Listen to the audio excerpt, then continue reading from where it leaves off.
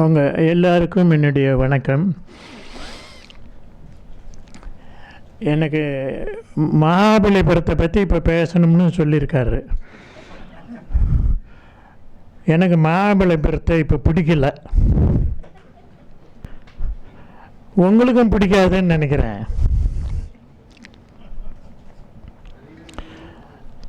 கொஞ்ச நாளைக்கு முன்னே அங்கே போயிருந்தேன். அங்கே தலசயன பெருமாள் கோயில்னு ஒன்று இருக்குது, ஜலசயன பெருமாள் கோயில்னு ஒன்று இருக்குது. இங்கே தலசயன பெருமாளுங்கிறது இந்த பஸ்ஸெல்லாம் நிற்கிறது அந்த இடத்துல இருக்கிறது, மத்திய ஊருக்கு மையமான பகுதி. அதுக்கு முன்னாடி நல்ல அகலமான பரந்த இடம்லாம் இருந்தது. அந்த இடத்துல ஏதோ கட்டணம் கட்ட போகிறாங்க அப்படின்னு சொல்லி சொன்னாங்க. நாங்கள் கோர்ட் வரையிலும் போய் கோர்ட்டிலேருந்து ஒரு ஆர்டர் இஷ்யூ பண்ணாங்க, அங்கே இந்த மாதிரி புதுசாக கட்டணமெல்லாம் கட்டக்கூடாது அப்படின்னு. சரின்னுட்டு நான் பார்க்க போகலான்னு போனேன். அங்கே ஏற்கனவே அந்த கோபுரத்துலேருந்து முன்னாண்ட இருந்த இதில் முக்கால்வாசி கட்டடத்தை கட்டி முடிச்சிட்டாங்க. அங்கே உள்ளே உட்காந்துருந்தார் ஒருத்தர். அவர் அந்த கோயில் பெருமாள் கோயிலாக நல்ல பெருசாக பட்டைய நாமம் போட்டு உட்காந்துருந்தார். ஐயா, இது யாரோ கட்டக்கூடாதுன்னு சொன்னாங்களா, இது கட்டியிருக்கீங்களேன்னு கேட்டோம். யார் சொன்னா? ஏன் என்கிட்ட வர முடியும்? ஏவனாலும் என்கிட்ட வந்துன்னா இவங்க எல்லாரையும் உள்ளே தள்ளிவிடுவேன். இது மாத்திரம் இல்லை, இன்னும் பாக்கி இடத்துலையும் கட்ட போகிறேன்னாரு.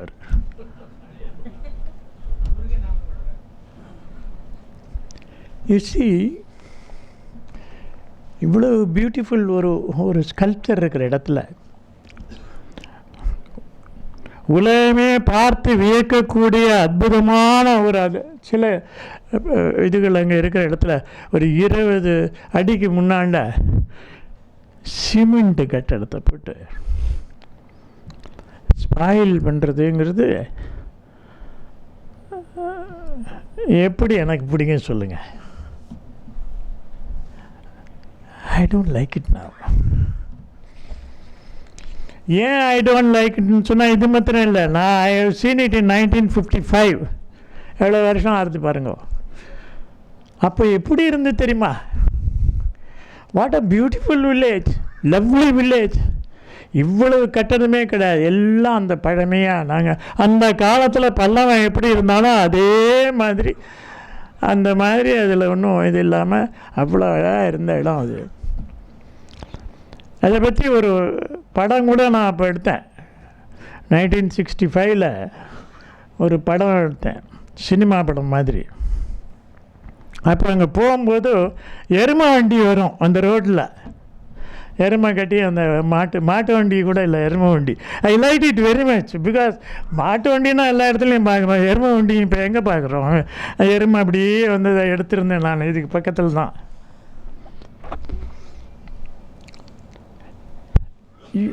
அது வந்து நிலாவில் பார்க்கணும், முழு நிலாவில் பார்க்கணும், மழை பெய்கிற போது போய் பார்க்கணும்.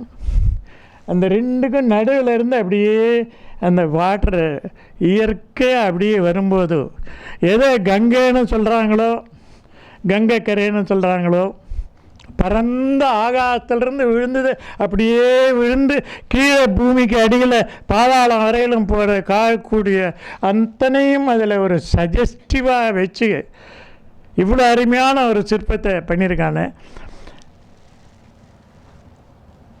அந்த டயத்தில் போய் பார்க்கணும்.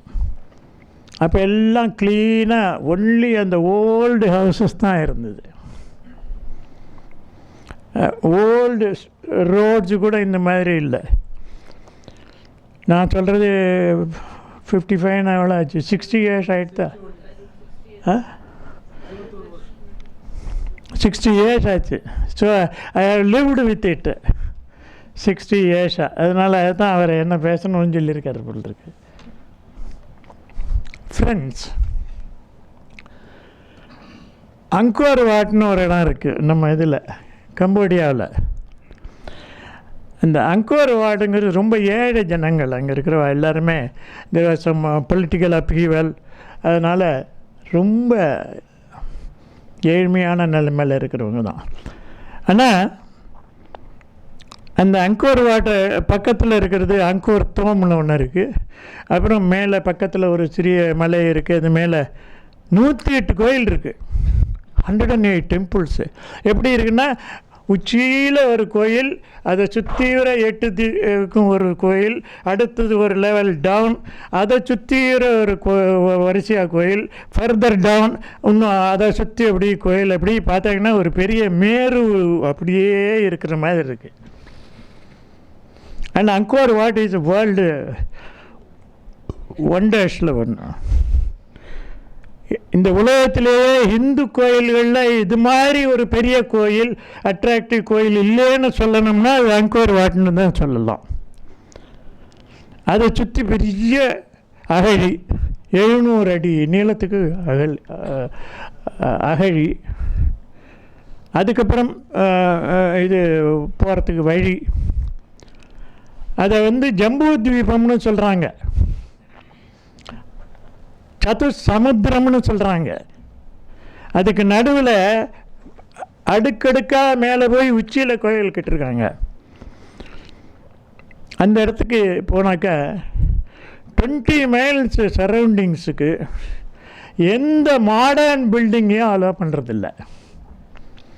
Not a single new building can come within the 20 kilometres மண்டலம். போகிற வழியில் எந்த பொட்டி கடையும் கிடையாது.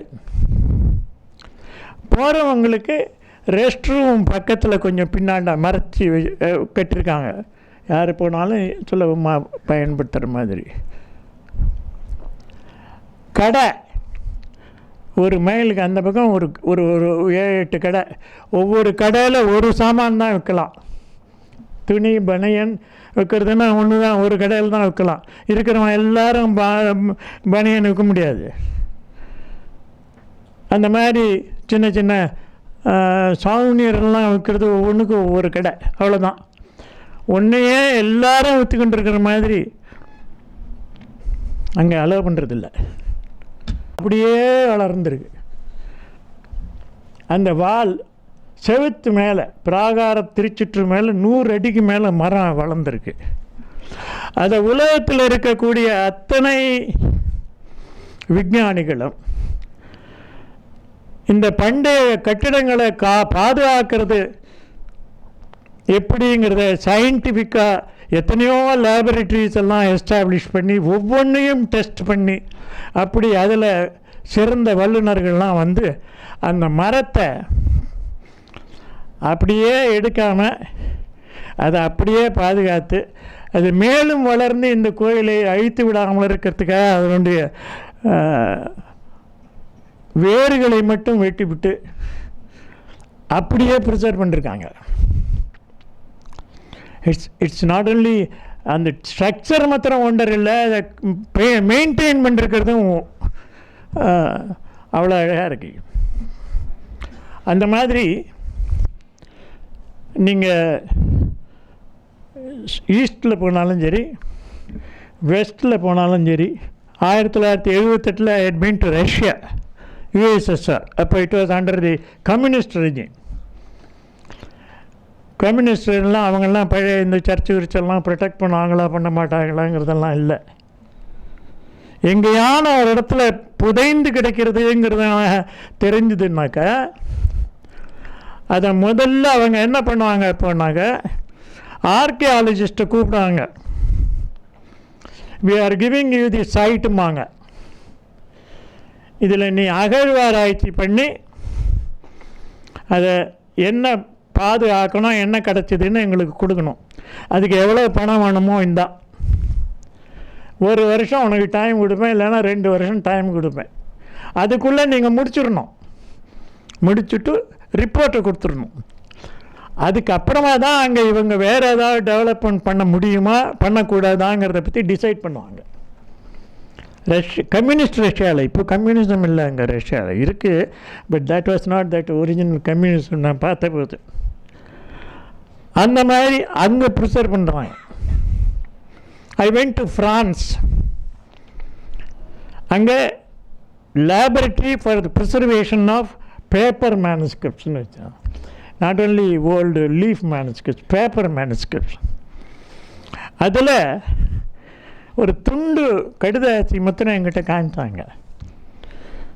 அது என்ன விசேஷம்னு கேட்டேன். மகாத்மா காந்தி அந்த ஊரில் ஃப்ரெஞ்ச் நாட்டில் யாரோ ஒரு ஓல்டு பெண்மணிக்கு ஒரு லெட்டர் எழுதியிருக்கார்.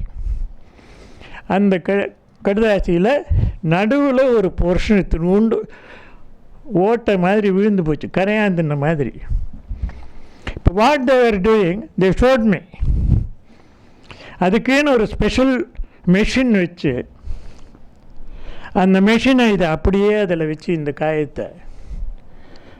இந்த காகிதத்தை எந்த பல்ப்புனால் செஞ்சாங்க அப்படின்னு சயின்டிஃபிக்காக அனலைஸ் பண்ணிவிட்டு அதே பல்ப்பை க்ரியேட் பண்ணி இந்த மிஷின்லேருந்து அடியிலிருந்து அந்த போர்ஷனை மாத்திரம் ஃபில்லப் பண்ணுற மாதிரி அதை ஒரு பம்பில் வச்சு அதை ஃபில்லப் பண்ணி ப்ரிசர்வ் பண்ணாங்க. அந்த மாதிரி சயின்டிஃபிக் டிஸ்கவரிஸை நம்முடைய பண்டைய பொருள்களை காப்பாற்றுவதற்காக எப்படி பயன்படுத்துறதுங்கிறதுக்கு பலவிதமான லேபரட்டரிஸ் இருக்குது. யூ ஹாவ் களிமண்ணாலான செங்கல், சுடாத கல். நம்ம ஊரில் இந்த ப்ராப்ளம்லாம் இல்லை. அந்த ஊர் ரொம்ப வின்டர் சீசனில் கிராக் ஆகும். அதெல்லாம் எப்படி ப்ரிசர்வ் பண்ணுறதுன்னு டெஸ்ட் பண்ணுறதுக்குன்னு national laboratory for preservation of clay அப்படின்னு ஒன்று வச்சுருப்போம். இன்னொரு இடத்துல போனீங்கன்னா national laboratory for preservation of stones monuments அப்படின்னு. இன்னொரு இடத்துக்கு போனீங்கன்னா national laboratory for preservation of wooden architecture, national laboratory for preservation of mural painting அப்படின்னு. அண்ட் வித்தவுட் டிக்கிங், பூமியை தோண்டாமையே ஏரோப்ளேன்லேயே போகும்போது, இப்போ இன்னும் சேட்டலைட் வந்துடுது. நாங்கள் அப்போ போனபோது சேட்டலைட் இல்லை, ஒன்லி பிளேன் தான். பிளேன்லேருந்து ஏரியல் ஃபோட்டோகிராஃப் எடுக்கும்போது கீழே மேலெல்லாம் பச்சை பசேர்னு பயிர் முளைச்சிருக்கும். ஆனால் பூமிக்கு அடியில் அந்த கட்டடங்கள் இருக்குமானால் அங்கேருந்து ஃபோட்டோ எடுத்தாக்க, ஏரியல் சர்வேயில் எடுத்தாக்க எங்கே பூமியில் அடியில் புதைஞ்ச கட்டடங்கள் இருக்குங்கிறத தோண்டி பார்க்காமலேயே மேலிருந்து சர்வே பண்ணி ஏரோகிராமெட்ரின்னு ஏதோ ஒன்று போட்டாங்க. அந்த மாதிரி whole world now we have more scientific discoveries. Man has gone right up to I think moon, and then I think he is going to Mars. There is a scientific outlook for preservation of monuments, sculptures, paintings, metal images, ivory images, paper manuscripts, palm leaf manuscripts. But இதுக்கு முன்ன ஒரு கட்டடம் கட்டுறான் அப்படின்னா the entire country will stand up and say, why are you doing it? Is it an ordinary sculpture? Look at it. A.L. பஷாம்னு ஒருத்தர் wonder that is இண்டியான்னு ஒரு புக்கை எழுதியிருக்கார். நீங்கள்லாம் படிச்சு பாருங்கள், என்ன பியூட்டிஃபுல் புக் அது. அவர் வந்திருந்தார், இங்கே வந்திருந்தபோது I took him to let us go அப்படின்னு அவர் பார்த்துருக்காரு. அதெல்லாம் பற்றி நிறைய எழுதியிருக்கார். But let us go and see அப்படின்னார். அவர் பார்த்துட்டு, Dr. Nagaswamy, I am telling you, there is nothing equal in sculptural art to this great work. These elephants. Can you have a modern, ugly, useless building in front of it within 20 yards? அந்த மாதிரி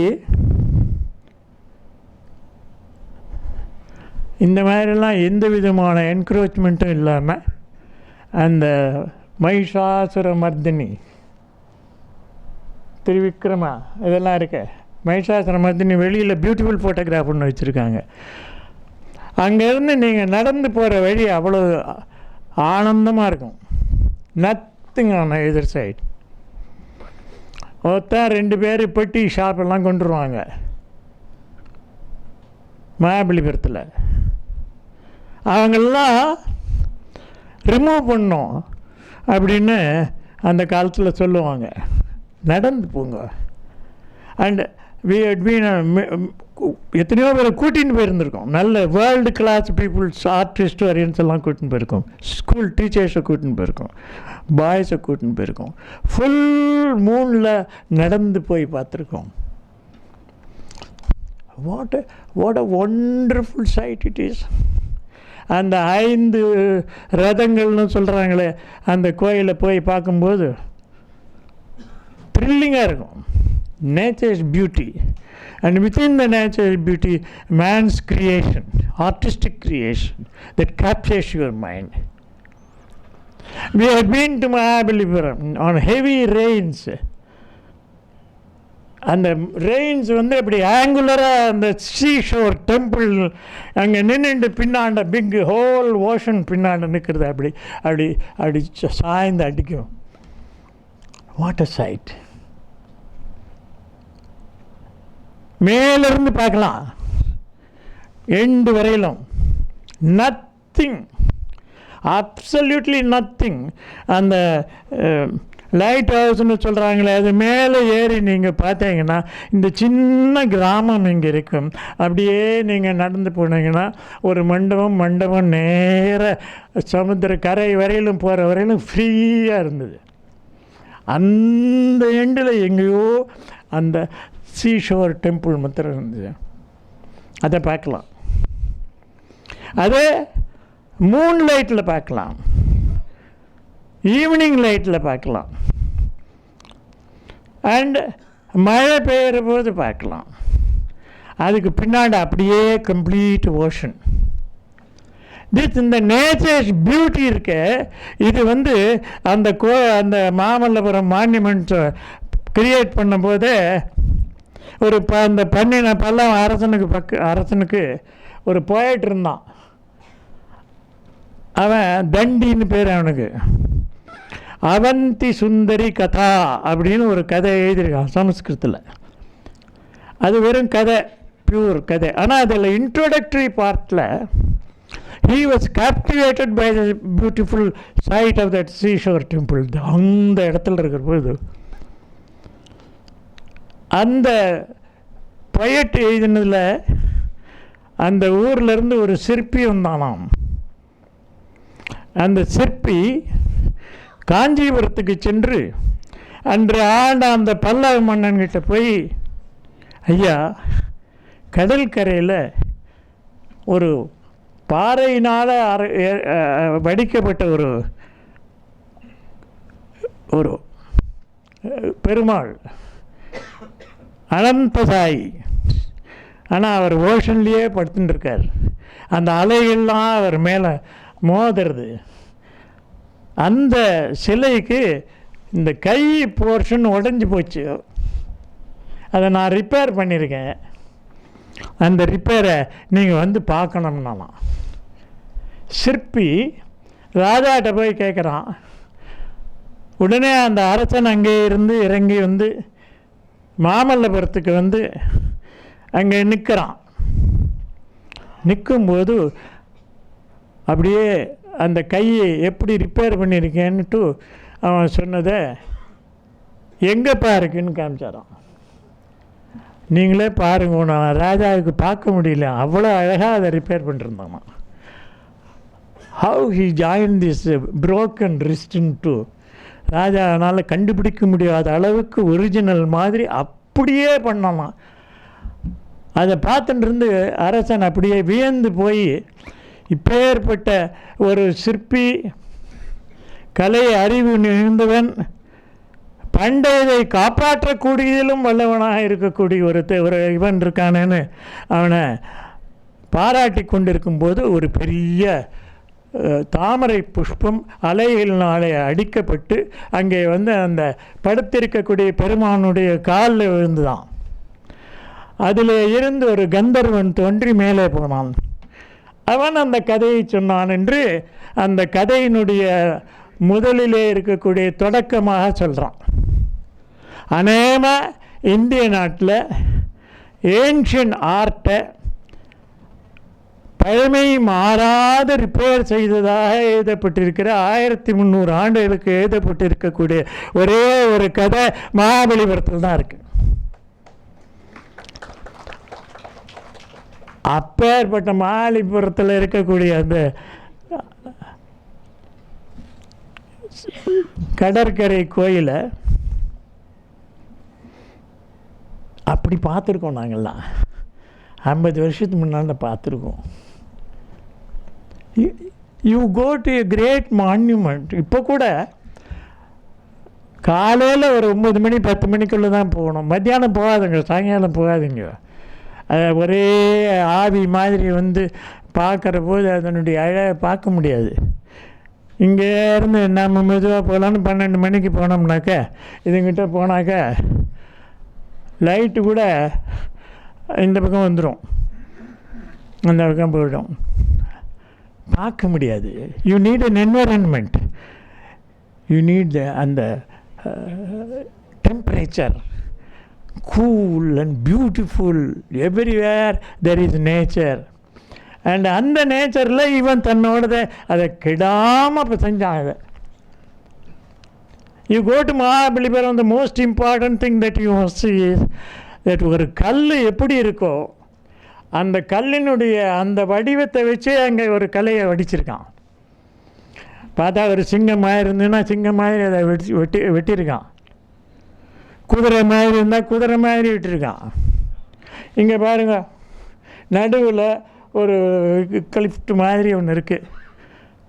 இதை வைத்து கொண்டு ஆகாயத்திலே இருந்து இந்த கங்கையாக அதை பாவித்து அதன் இருபுறத்திலும் அதனுடைய மலை சாரலிலே இதெல்லாம் இருக்கிற மாதிரி அந்த நேச்சரை அப்படியே இன்டகிரேட் பண்ணி பண்ணிருக்கான். Downward force. You go to the other side, அந்த பக்கம் அங்கே கிருஷ்ணன் தூக்குற மாதிரி, மலையை தூக்குற மாதிரி கோவர்தனதாரி.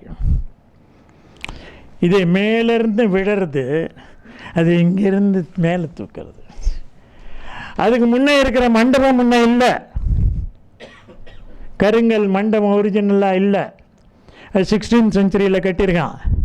அது இல்லாமல் உங்கள் மனசுனால் அதை எடுத்துட்டு பார்த்தீங்கன்னா இதுவும் அதுவும் அருகிலே இருக்கும்போது ஒரு மாபெரும் சக்தி அங்கேருந்து மேலே விழுகிற மாதிரியும், தூக்க முடியாத ஒன்றை அனாயாசமாக ஒரு கையிலே தூக்கிய கண்ணனுடைய கல் ரெண்டும் பார்க்குற போது த்ரில்லிங்காக இருக்கும். இந்த Mamallapuram artist are not an ordinary artist. They have integrated the whole nature. அந்த மாதிரி பண்ணோம். அதெல்லாம் இப்போ அந்த மண்டபத்தை நம்ம போய் நமக்கு தான் கிடச்சிதுன்னு இடிக்க வேண்டிய தேவையில்லை. அதுவே 300 வருஷம் ஆகிப்போச்சு. இருந்தாலும் உங்களுடைய கல்பனா சக்தியினால் அதை எடுத்துட்டு பார்த்தீங்கன்னா வாட் அ கிரேட் கிரியேஷன். அந்த மாதிரி ஒவ்வொரு மான்யூமெண்ட்டுக்கு முன்னாடி போய் நின்று பார்த்தோம்னா இட் இஸ் எ ஒண்டர்லேண்டு. அதனால் கொஞ்ச நாளைக்கு முன்னாண்ட அப்போது இந்த ஊருக்குள்ளே வண்டியெல்லாம் வர வேண்டாம், லாரியெல்லாம் போக வேண்டாம், வெளியில் லாரியை போகிறதுக்கு அவுட் சைடில் ஒரு ரோடை போட்டு இப்படி அனுப்பிச்சிடலான்னு பண்ணி அந்த ரோடை கூட போட்டாங்க. அது போட்டதுக்கு அப்புறமா பாருங்கள், கம்ப்ளீட்டாக தார் ரோடு போட்டாங்க. அப்புறம் இதுக்கு நேராக இருக்கிறது தலசயன பெருமாள், அதிலிருந்து பார்த்தா நேராக கடற்கரை வரையிலும் அந்த காலத்திலே திருவிழா நடக்கும்போது படுத்திருந்த பெருமாள் ஜலத்திலே உறங்கிய பெருமாளை பார்ப்பது போல் அது நேர 2-3 மண்டபங்கள் இருந்தது. அங்கே சின்ன சின்ன தட்டியை கட்டி பொட்டி சாமானெல்லாம் விற்பாங்க. அப்புறம் வந்தாங்க நம்முடைய டூரிசத்தை வளர்த்துவதற்காக அங்கே இதெல்லாம் போகாது அப்படின்னு சொல்லி அதுக்கு டூரிசம் டிபார்ட்மெண்ட்டில் ஒரு பூஸ்ட்டு கொடுக்கணும் அப்படின்னு சொல்லிட்டு இங்கே இருந்து பார்த்தான். இங்கே குடிசை இருக்குது, இங்கே குடிசை இருக்குது. ராத்திரியோட நெருப்பு வைடான்ட்டான். நெருப்பு வந்து அந்த குடிசை போயிடுச்சு. உடனே சொன்னால், ஐயோ எங்கள் குடிசையெல்லாம் போச்சு, நாங்கள் இதெல்லாம் பண்ணுவோம், எங்கள் கடை போட்டுக்கிறோம். போட்டுக்கோ பிடிச்சான். இங்கேருந்து அது வரையிலையும் கடையை போட்டு விட்டான். இந்த பஸ்ஸு நிற்கிற இடத்துல இருந்து சீஷோர் போகிற வரையிலும் கடை இந்த பக்கம். என்ன விற்கிறது? பாச்சி, ஊசியோ பாச்சியோ. ஊசிக்கும் பாச்சிக்கும் அங்கே என்ன வேலை? அங்கே போட்டான். அப்புறம் பார்த்தாங்க, நோ இதெல்லாம் இந்த மாதிரிலாம் கடையெல்லாம் போட்டு எல்லாம் கெடுக்கக்கூடாது. கடை எல்லாத்தையும் தனியாக ஒரு இடத்துல வச்சிடலாம். அதுக்குன்னு தனி கடை ஆரம்பிச்சான். அது ஒரு தனி இடம் கொடுத்து ஃபைரதாஸ் போகிற இதில் கொஞ்சம் மேற்க. ஆனால் புதுசாக கட்டணம் போட்டான். உடனே எல்லோரும் பாஞ்சு அவன் ஓனங்கிறத பிடிச்சுட்டான். இந்த ரோடு இப்போ கொஞ்சம் நல்லா தான் இருந்தது. எது இங்கே இருந்து 5 ரதத்துக்கு போகிறது நல்லா தான் இருந்துச்சு. அது அந்த பக்கம் போனவுடனே மெதுவாக இங்கேயே வச்சுக்கலாமே அப்படின்னுட்டு மெயினாக அதுக்கு பின்னாடி வந்து மெயின் ரோடில் ஒரு ரைட்டாக கல் சிலை வைக்கிறது வச்சான். அப்புறம் கொஞ்சம் முன்ன தள்ளிக்கிட்டான். அப்புறம் இன்னும் கொஞ்சம் முன்ன தள்ளிக்கிட்டான். அப்புறம் இப்போ வந்து வரவங்களுக்கெல்லாம் டாய்லெட் ஃபெசிலிட்டி கொடுக்கணும். ரைட், ஏஎஸ்ஐ டாய்லெட் ஃபெசிலிட்டி கட்டினாங்க. இந்த புதுசாக கட்டினாங்களே அந்த இடத்துல போகிற ஆளுக்கு. அந்த இடத்துக்கு யாரும் போகக்கூடாது, எல்லாம் தனிமையாக இருக்கணும், நல்லா இருக்கணும். நான் ஒரு தடவை போயிருந்தேன். அங்கே ஃபாரினர்ஸ் 2 பேர் வந்தாங்க. ஐயா இங்கே ஏதாவது ரெஸ்ட் ரூம் இருக்குதுன்னா, அங்கே இருக்குங்க, போங்க, புதுசாக கட்டியிருக்காங்க, போங்கன்னாங்க. அங்கே போனாங்க. இல்லை கட்டி 1 வருஷம் ஆகுதுங்க, அது இன்னும் திறக்கல, போய் யூஸ் படுத்த முடியாது. நீங்கள் எங்கேயான இப்படி பார்த்துக்கோங்கன்ட்டான். இப்போ அங்கே கட்டினதை போல் 3 மடங்கு இந்த மெயின் ரோட்லேயே வந்துடுது கடை. இவ்வளோ வெளியே கல்லாக கொண்டு எல்லாத்தையும் அங்கே ரோட்டில் போட்டு you can go to the ஃபைரதாஸ். அப்போ அங்கே இருக்கிற கடையெல்லாம் அந்த பக்கம் இந்த பக்கம் இருந்ததெல்லாம் இந்த இளநீ விற்கிறது. அப்புறம் இந்த பொம்மை சின்ன பொட்டி பொம்மை எல்லாம் இதில் ஒரிசாவில் பண்ணுது, மாவில் பண்ணுது. அதை கொண்டு விற்கிறவன் அவன் கொண்டு கேட்பான், சார் 5 ரூபா தான் சார், 10 ரூபா தான் சார்மா. அவன்லாம் வரக்கூடாதுன்னு சொன்னோன்னே இப்போ நிறைய அவங்க வராங்க. அந்த இளநீ இதெல்லாம் இது பண்ணுறாங்க. நான் இதுக்கு பக்கத்தில் எதிர்த்தாப்பில் இங்கே ஒரு பொட்டி கடை வந்தது. அப்புறம் அதுக்கு பக்கத்தில் பத்திரிகை கடையை வச்சான். இன்னொரு பொட்டி கடை வந்தது. அப்புறம் தொப்பி, ஏன்னா வெயிலில் தானே போவான், வெள்ளைக்காரன் தானே வெயிலில் போகணுன்னு அவனுக்கு தொப்பி விற்கிறதுக்குன்னு ஒரு கடை. அப்புறம் மறுபடியும் டீ விற்கிறதுக்குன்னு ஒரு கடை. இங்கே பிடிச்சி அந்த எண்டு வரையிலும் வரிசையாக பொட்டி கடையை போட்டு விட்டான்.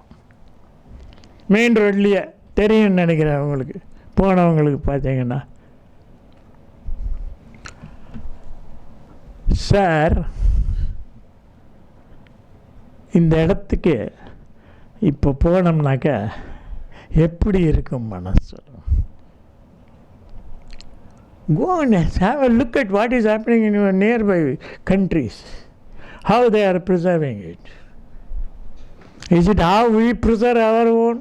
50 years முன்னால் எப்படி இருந்ததுன்னு சொல்லணுங்கிறாரு. அதை சொல்லிவிட்டு நான் இப்போ போய் பார்க்குறதுன்னா அதான் எனக்கு பிடிக்கலன்னு சொன்னேன். எப்படி இருக்கணுமோ, எப்படி உலகமெல்லாம் பார்த்து அனுபவித்து, நீங்களாம் இத்தனை பேர் வந்திருக்கிற பார்த்தபோது இவ்வளவு பேர் இன்ட்ரெஸ்டடாக இருக்கா, இத்தனை பேரும் போய் பார்க்கணுங்கிற ஆசையோடு இருக்காங்க. அந்த வேர்ல்டு அந்த நாளும் வந்திடாதவன்னு பாடினான். அதனால் sir 50 years ago it was a wonderland. அதுக்காக நீங்கள் வருத்தப்படாதுங்கோ, இப்போயே போய் பார்த்துருங்கோ. இன்னொரு 50 வருஷம் கழிச்சு நீங்களும் என் வயசு ஆகிடுத்துனாக்கா அது அந்த மகாபலிபுரமே இருக்காது, புதுசாக எல்லாம் வேறு என்னெல்லாமோ வந்திருக்கோங்க. So all of you sir இவ எல்லாரையும் கூட்டின்னு போய் காமிச்சிட்டு வந்துருங்கோ. Friends, it's not what I want to say against development, but this is not development, this is destruction. So I am very happy to see so many people, thanks to Mr. Swaminathan and Nama Gopu and all of you, that I see so many people, lovers of art, history assembled here. நாங்களாம் இருந்தபோது கூட இத்தனை பேர் வரல. So congratulation sir, doctor Swaminathan sir. என்ன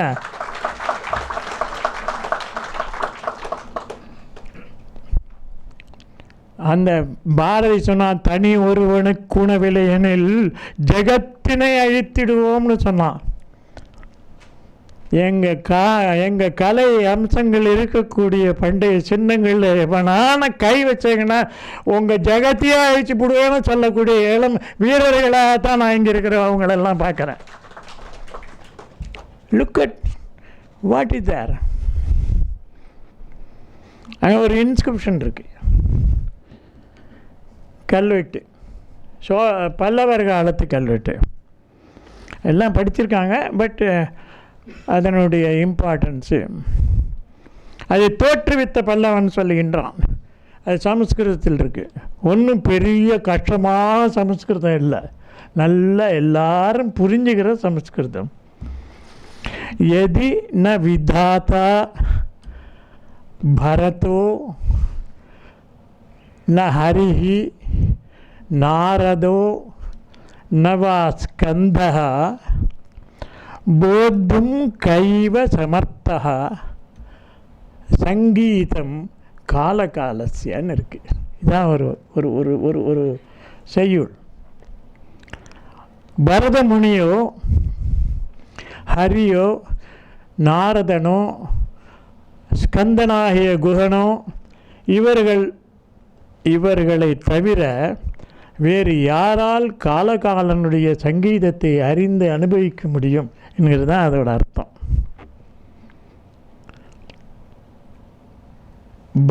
எதின விதாதா பரதோ நான் பரதன் என்பவன் நாட்டிய சாஸ்திரத்தை எழுதியிருக்கிறான். 2000 வருஷத்துக்கு முந்தினது பரதனால் எழுதப்பட்டது நாட்டிய சாஸ்திரம். நாட்டிய சாஸ்திரம்னா வெறும் இந்த கையை கால ஆடுறாள் அது மாத்திரம் இல்லை. கவிதை என்றால் என்ன, கவிதையை எப்படி புனைதல் வேண்டும், அதை எவ்வாறு அனுபவிக்க வேண்டும், அதில் எத்தனை வகையான அலங்காரங்களை செய்ய வேண்டும், எவ்வளவு வகையான சுவைகளை நம்மால் அனுபவிக்கும் மொழியாக அதை கூற முடியும் என்கின்ற செய்யுளியல் அதிலே இருக்கிறது, மொழியியல் இருக்கிறது, மரபியல் இருக்கிறது, பல்வேறு வகையான அணிகலன்களை எவ்வாறு செய்ய வேண்டும் என்பதை பற்றிய அந்த மெத்தடாலஜி அதில் சொல்லப்பட்டிருக்கிறது. அதோடு கூட நாட்டியத்தை பற்றியும் இருக்கிறது.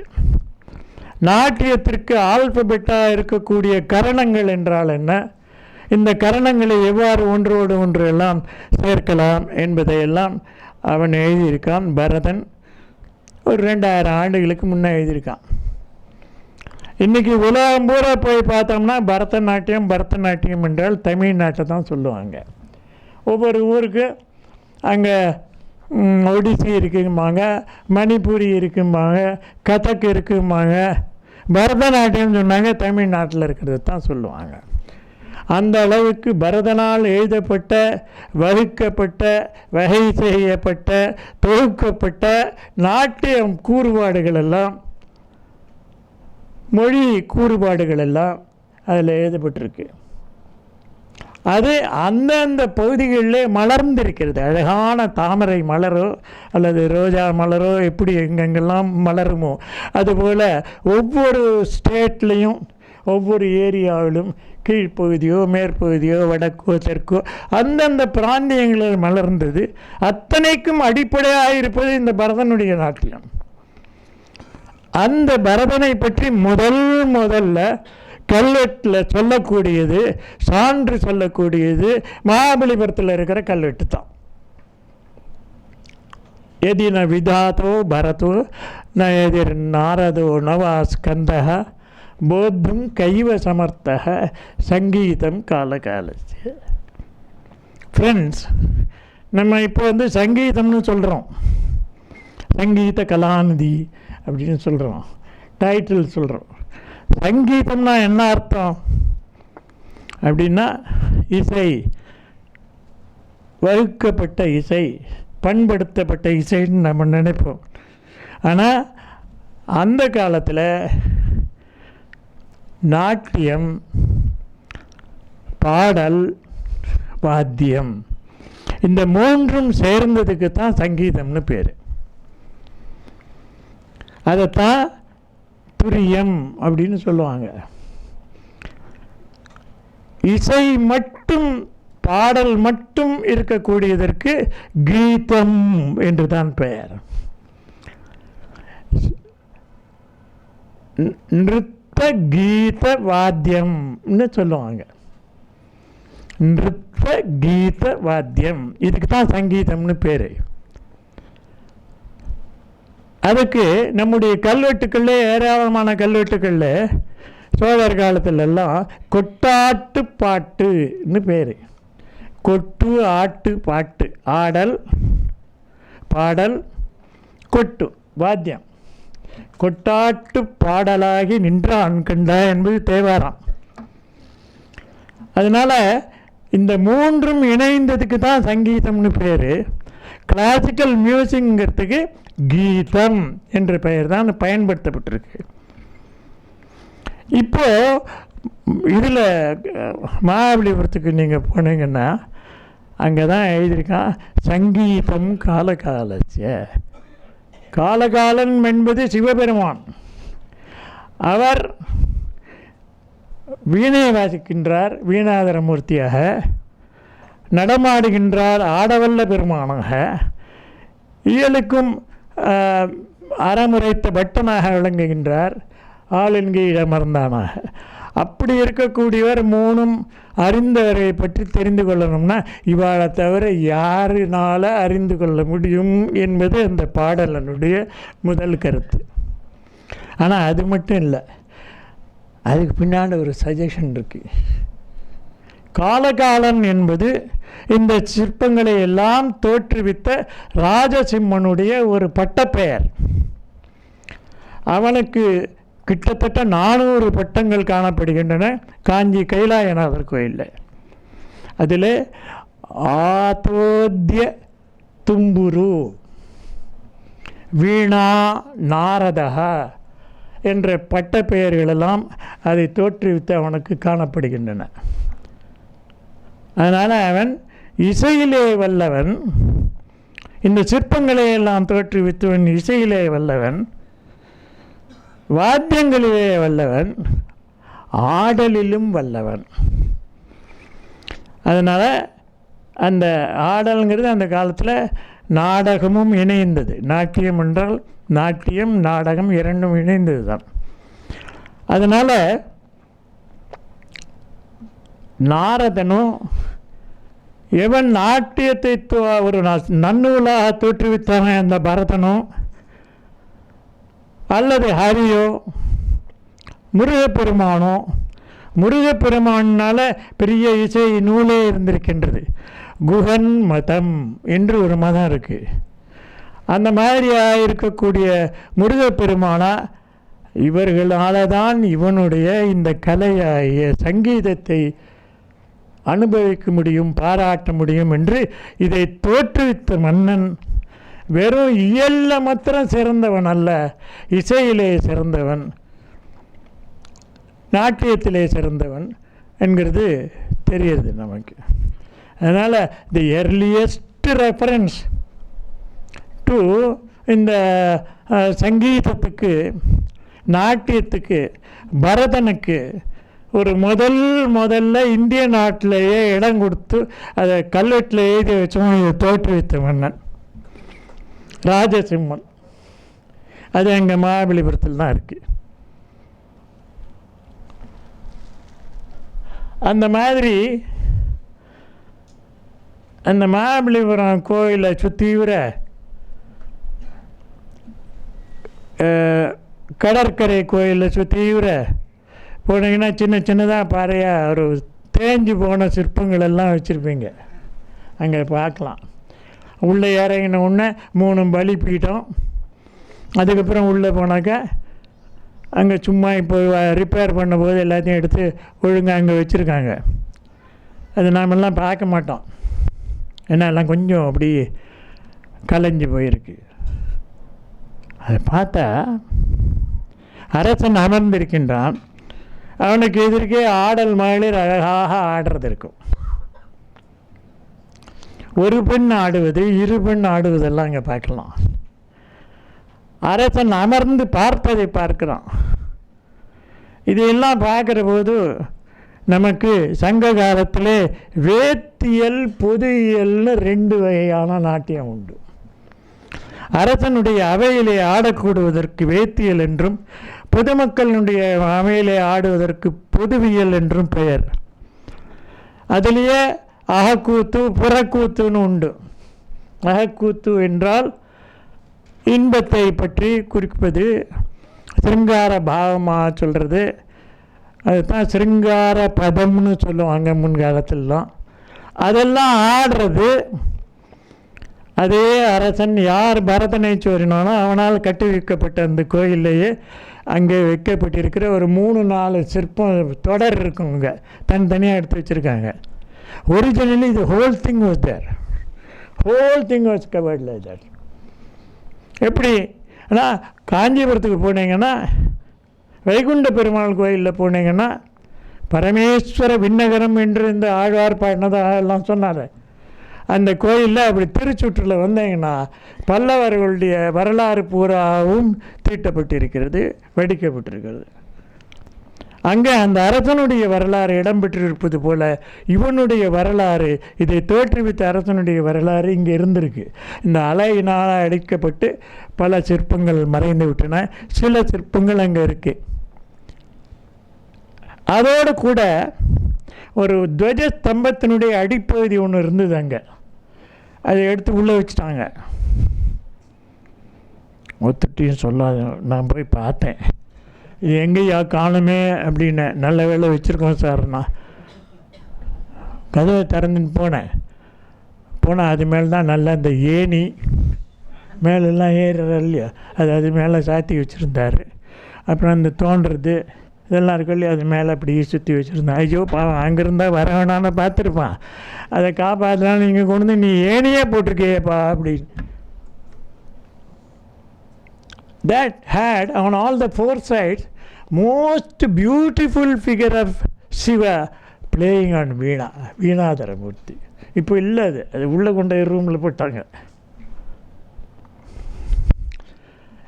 அப்பேற்பட்ட ஒரு அழகான ஒரு இடத்த 50 வருஷத்துக்கு முன்னாடி பார்த்தோம். அதே மாதிரி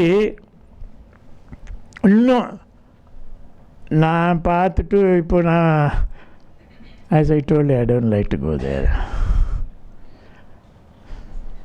But it doesn't leave me. So even if you don't want to go, it won't leave you. You will be part of Mahabalipuram. I hope you know. நாங்கள் வர்றதுக்கு ஒரு 40-50 வருடத்திற்கு முன்னாண்ட மெட்ராஸிலிருந்து இந்த வெள்ளைக்காரங்கள்லாம் அங்கே போயிருக்காங்க. எப்படி போனாங்கன்னா, பக்கிங்ஹாம் கேனலில் இங்கே ராத்திரியில் சாப்பிட்டுட்டு போட்டில் ஏறி உக்காந்துட்டாங்கனாக்க அது பாட்டுக்கு போயிட்டே இருக்குமா. மறுநாள் காலையில் நல்ல நிலவாக இருக்கிறனால போவாங்களாம். போய் அங்கே போய் இறங்கிவிட்டு பயலெல்லாம் பார்த்துவிட்டு அப்புறம் அவங்களுக்கு வேணுங்கிறதெல்லாம் சாப்பிட்டுட்டு அப்புறம் குடிச்சிட்டு அப்புறம் திரும்பி வந்துடுவாங்களாம். So they have written poetry about it. வெள்ளைக்காரங்க 18th centuryலெல்லாம் poetry எழுதியிருக்காங்க மகாபலிபுரத்தை பற்றி in English. That environment they try to preserve it. அதனால் அது யார் கட்டினா, எப்போ கட்டினா அப்படிங்கிறது அவங்களுக்கு தெரியாது. ஆனால் இந்த இந்த டைகர் கேவ்னு ஒன்று இருக்குது. அதில் யாழி அப்படி இப்படி இருக்கும், அப்படி இருக்கும் சுத்தீர. அதை பார்த்தா சயாமில் இருக்கிற மாதிரி இருக்குது அப்படின்னுட்டு சயாமீஸ் சைனீஸ்காரன் தான் வந்து இதெல்லாம் பண்ணியிருக்கான் அப்படின்னு எழுதி வச்சான் ஒரு 400 வருஷத்துக்கு முன்னாண்ட. சைனீஸு. அப்புறம் கொஞ்சம் கொஞ்சமாக இல்லை இது யாரோ கட்டியிருக்காங்க தெரியல அப்படிங்கிறதெல்லாம் வரும்போது இந்த மெக்கன்சின்னு இருந்தார் 1790ஸ்லாம். அவருக்கு 2 அசிஸ்டன்ட்ஸ் இருந்தாங்க. 2 அசிஸ்டன்ட்ஸும் தெலுங்கு ஸ்பீக்கிங் பீப்புள். அவங்களுக்கு சான்ஸ்கிரிட்டும் தெரியும், கிரந்தம் தெரியும்.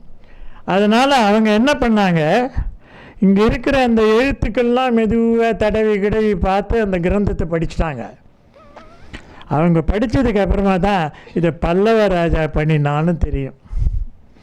அதுக்கு முன்னாடி தெரியாது. அதுக்கடுத்த ஸ்டேஜ் என்ன ஆச்சுன்னா இந்த ஸ்டைலு.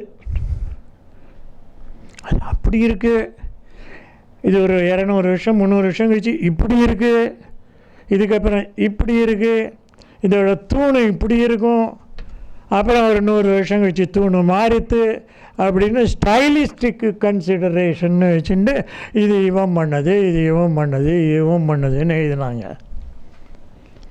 அது ஒரு கொஞ்ச நாளைக்கு அது வந்தது. முதல்ல சைனாக்காரன் பண்ணான், அப்புறம் ஸ்டைலிஸ்டிக் பிரகாரம் தான் பண்ணாங்க. அதுக்கப்புறம் ஹுல்ஷ்னு ஒருத்தர் வந்தார். அவருக்கு வெங்கையான ஒரு எபிகிராஃபிஸ்ட் இருந்தார். அவங்கெல்லாம் கிரேட் மென், வெரி கிரேட் மென்.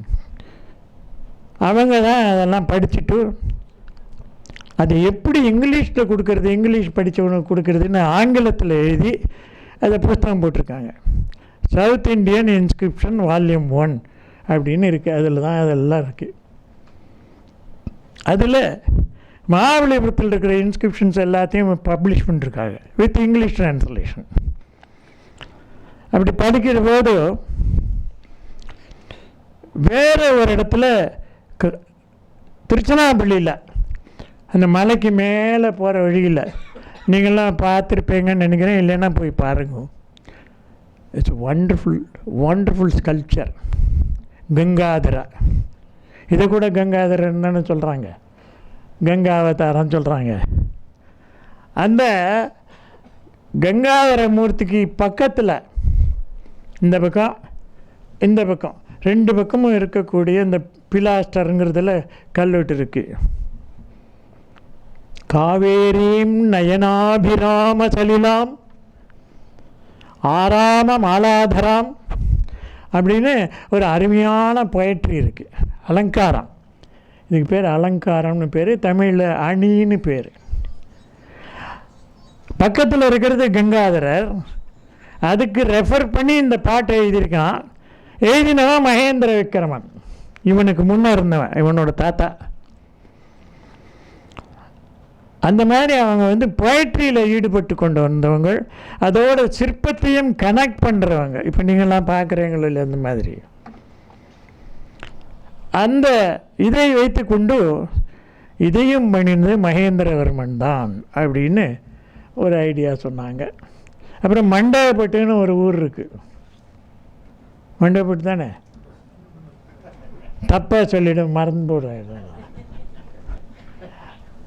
அதில் எழுதியிருக்கு, ஏதத் அனிஷ்டகம் அத்ருமம் அலோகம் அசுதம் விசித்திர சித்தேன நிர்மாபிதம் நுபேன பிரம்ம ஈஸ்வர லக்ஷிதாயனம், பிரம்ம ஈஸ்வர விஷ்ணு லக்ஷிதாயத்தனம்னு இருக்குது.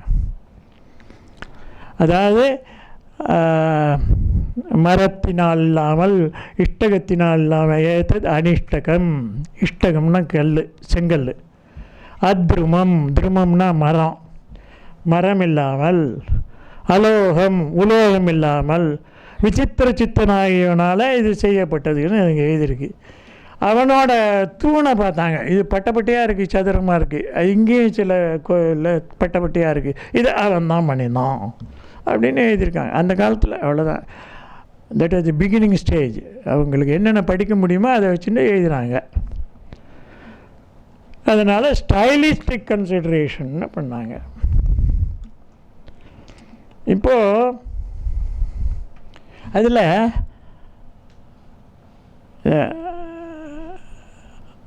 அதிரண சண்டா குகைன்னு ஒன்று இருக்குது இல்லை, அதுதானே பக்கத்தில் இருக்குது, இதுக்கு டைகருக்கு பக்கத்தில் இருக்குது. இந்த பக்கம் போனீங்கன்னா கிரந்தத்தில் எழுதியிருக்கு, இந்த பக்கம் போனாக்க நாகரீகத்தில் எழுதியிருக்கு. அது ரெண்டுலேயும் ஒன்றே தான் இருக்குது. சிலதில் ஒன்றும் சில ஸ்லோகம் இல்லை போல் இருக்குது, இதில் இல்லைன்னுட்டோம். எப்படி மகேந்திரவர்மன் திருச்சினாப்பள்ளியில் அழகான அந்த ஒரு மலையில் அப்படி ஏறி பார்த்தாக்கா அந்த காவேரி போகிறதே அப்படியே அழகாக இருக்குதுன்னு சொல்கிறான், மெய் மறந்து சொல்கிறான். அது அப்படியே ஒரு பெண் அழகான மாலையை கட்டு அணிந்து கொண்டிருப்பது போல் இரு கரைகளிலுமே பச்சை பசேல் என்று மரங்களும் மலர்களும் வனங்களும் இருக்கின்றது என்று எழுதியிருக்கான். அந்த மாதிரி இவனும் பொயட்ரியில் ரொம்ப இன்ட்ரெஸ்டட். அந்த அதிரண சண்டா கேவை உண்டாக்கினவன் இஸ் கிரேட்லி இன்ட்ரெஸ்டட். அலங்காரம்னு பேர். அதில் சொல்கிறான், சம்பவ ஸ்திதி சம்ஹார, சின்ன வார்த்தை, இது என்ன புரியாது, என்ன இருக்குது, ஒன்றும் இல்லை, நம்ம எல்லாருக்கும் புரியும். சம்பவம் தோற்றுவித்தல், சம்பவ ஸ்திதி நிலையாக நிற்பது, சம்ஹாரம் சம்பவ ஸ்திதி சம்ஹார காரணம், வீத காரணः பூயாத் அத்யந்த காமாய ஜெகதாம் காமமர்தனः அப்படின்னு எழுதியிருக்கான். சமஸ்கிருதம் படித்தவங்களாம் இதை சொல்லித்தரல எல்லாருக்கும். Such a beautiful poetry. சம்பவ ஸ்திதி சம்ஹார காரணம் வீத காரணः. யார் காரணமோ அவன் காரணமற்றவன் அப்படிங்கிறதாக அதனுடைய பொருள். இதுக்கு விரோதமாக இருக்க, காரணமே இல்லாதவன் காரணமாக இருக்கான இப்படி அப்படின்னா என்ன அர்த்தம்னா, இது அலங்காரமாக சொல்கிறது. இதுக்கு பேர் விரோத அணின்னு சொல்லுவாங்க தமிழில். விரோதாபாச அலங்காரம்னு சான்ஸ்கிரிட்டில் சொல்லுவாங்க.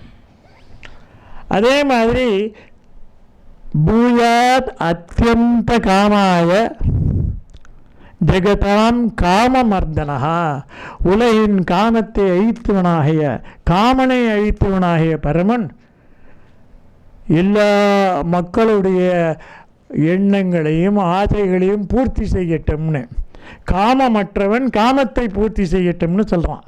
This again opposite. இந்த மாதிரி அழகான சமஸ்கிருத அலங்காரத்துங்களை பயன்படுத்தி அந்த கல்வெட்டை எடுத்து அதை பார்த்து ஆசையாக அனுபவிச்சிருக்கான். இந்த அத்தியந்த காமன் தான் அவர் சொன்னார்.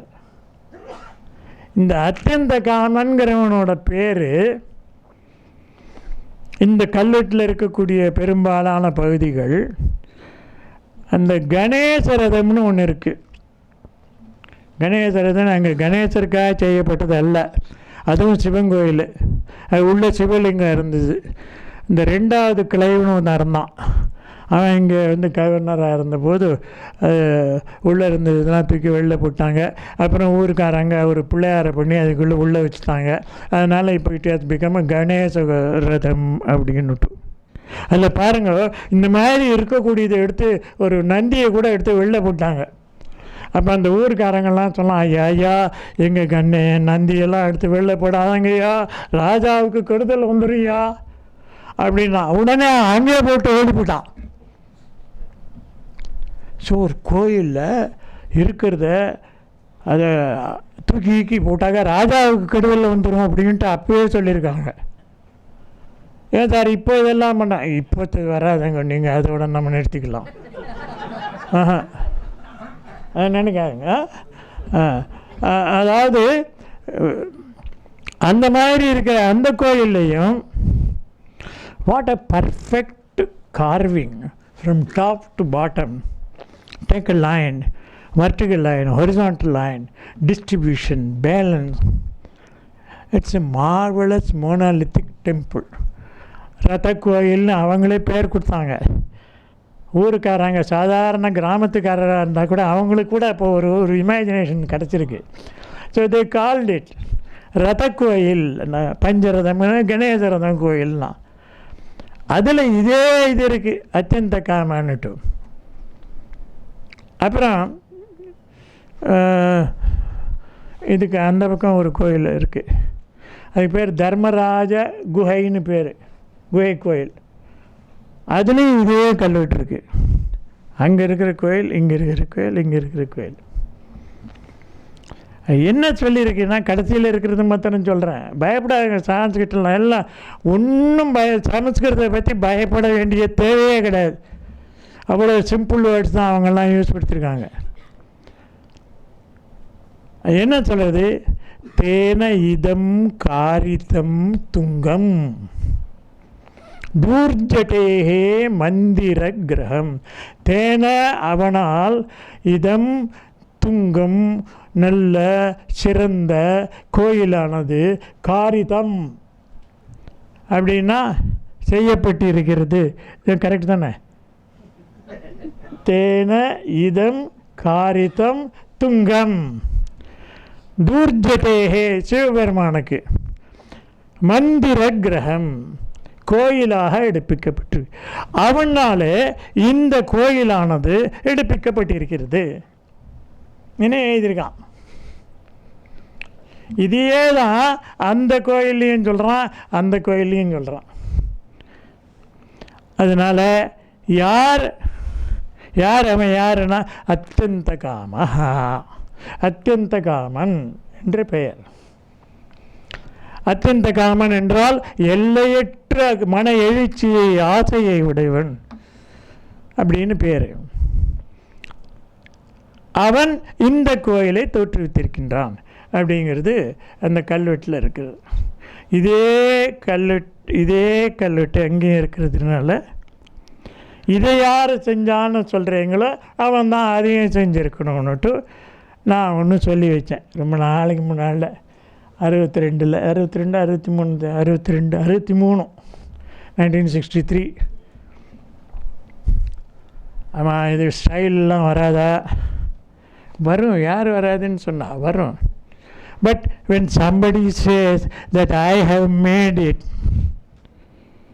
you have to accept it.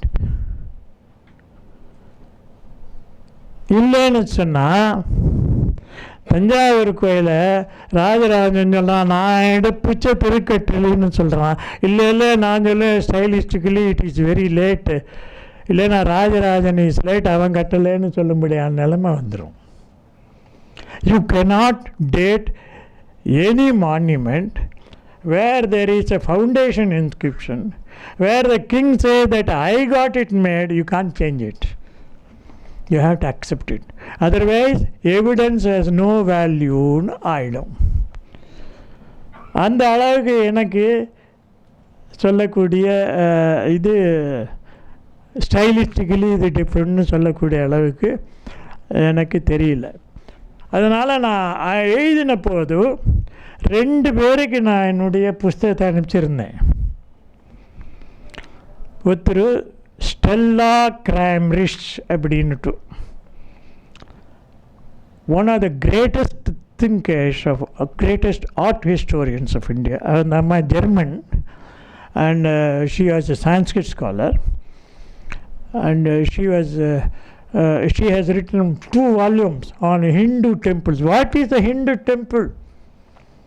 If you want to know, only when you read Stella Kramrisch you can understand it. Otherwise you can't understand it. அவ்வளோ அழகான புத்தகம் எழுதியிருக்கா. அதனால் மத்திய அரசு அவளுக்கு பாரத ரத்னா கொடுத்தாங்க. அவ்வளோ பெரிய கிரேட் ஸ்காலர். அவள் ஃபஸ்ட்டு வாட் இஸ் ஆர்ட் ஹிஸ்ட்ரின்னு எழுதியிருக்கா. இந்தியன் ஆர்ட்டை எப்படி ஸ்டடி பண்ணால் ஸ்டைலிஸ்டிக்காக எப்படி டைட் பண்ணலான்னு எழுதியிருக்கா. இந்தியன் கிளாசிக்கல் டெம்பிள்னு ஒன்று, கிளாசிக்கல் ஆர்ட்னு போட்டிருக்கா. அந்த அம்மாவுக்கும் ஒன்று எழுதினேன். இப்போ இல்லை, அந்த அம்மா போயிட்டாங்க. இன்னொன்று கல்வெட்டில் ரொம்ப எக்ஸ்பர்ட்டு டிசி சர்க்கார்னு ஒருத்தர் இருந்தார். அவர் சீஃப் எபிகிராஃபிஸ்ட். அப்போவே நான் அந்த இதை அவருக்கு எழுதியிருந்தேன். I wanted to know because that was just 2 years that I have joined the Madras Museum. ரொம்ப ஒன்றும் தெரியாதப்போ எழுதி விட்டேன். அவளுக்கெல்லாம் அனுப்பிச்சேன். அப்போது அவள் எழுதினார், I have that letter.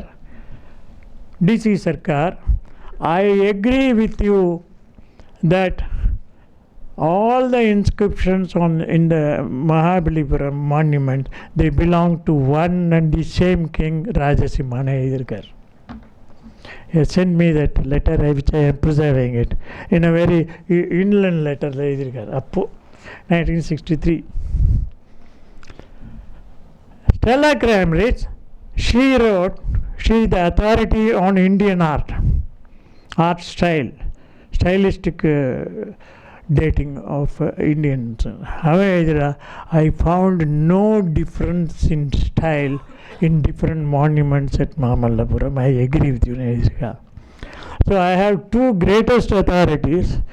One, an authority is stylistic authority, and the other is epigraphical authority, who agreed with me that all the monuments were made by one and the same king.